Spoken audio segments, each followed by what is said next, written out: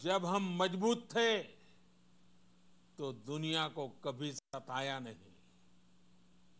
जब हम मजबूर थे तो दुनिया पर कभी बोझ नहीं बने। अध्यक्ष महोदय,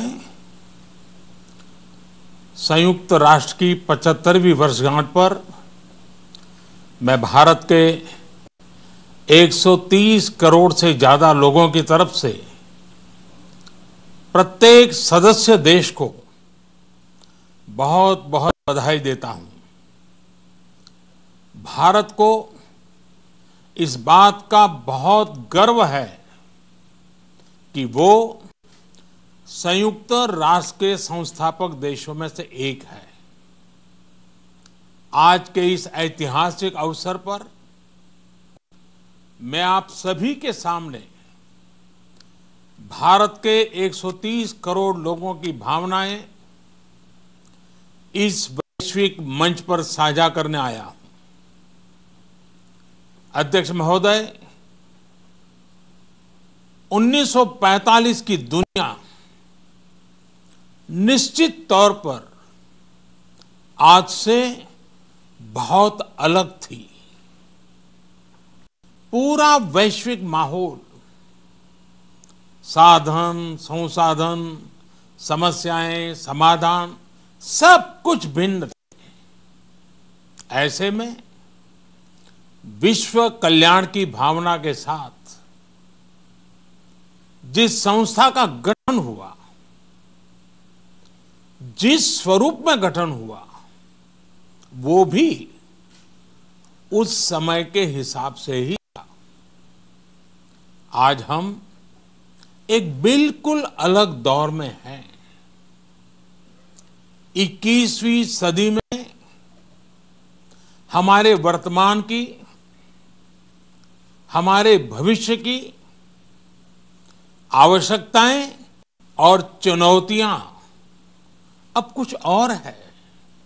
इसलिए आज पूरे विश्व समुदाय के सामने एक बहुत बड़ा सवाल है कि जिस संस्था का गठन तब की परिस्थितियों में हुआ था, उसका स्वरूप क्या आज भी प्रासंगिक है?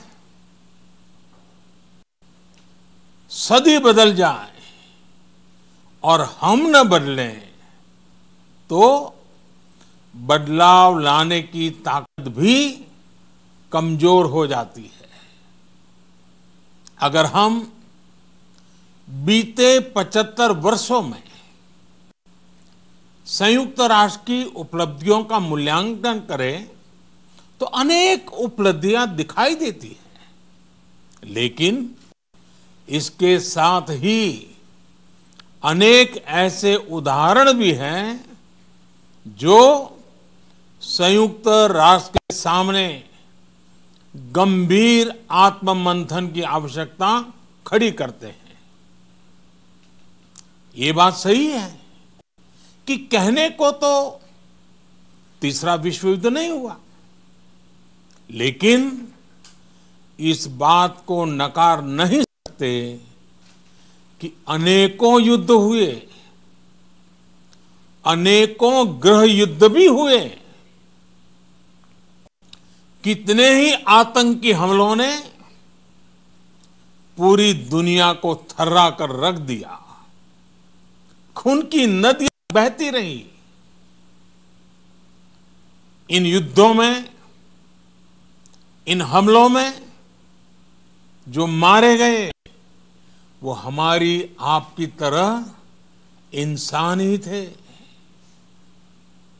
वो लाखों मासूम बच्चे जिन्हें दुनिया पर छा जाना था, वो दुनिया छोड़कर चले गए।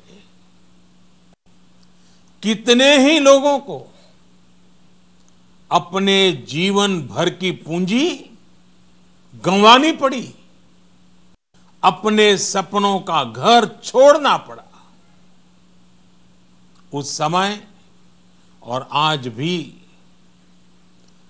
संयुक्त राष्ट्र के प्रयास क्या पर्याप्त थे? पिछले 8-9 महीने से पूरा विश्व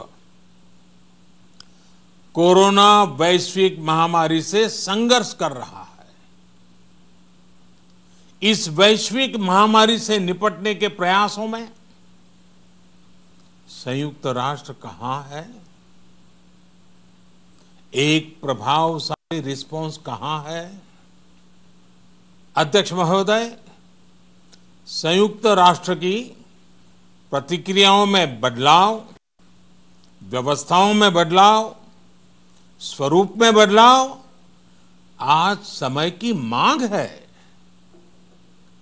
संयुक्त राष्ट्र का भारत में जो सम्मान है, भारत के 130 करोड़ से ज्यादा लोगों का इस वैश्विक संस्था पर जो अटूट विश्वास है, वो आपको बहुत कम देशों में मिलेगा।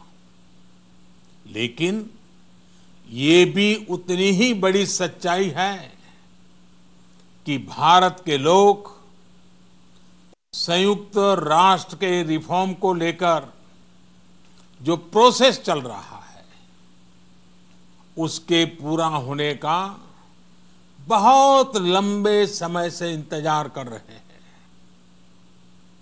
आज भारत के लोग चिंतित हैं कि क्या ये प्रोसेस कभी एक लॉजिकल एंड तक पहुंच पाएगा?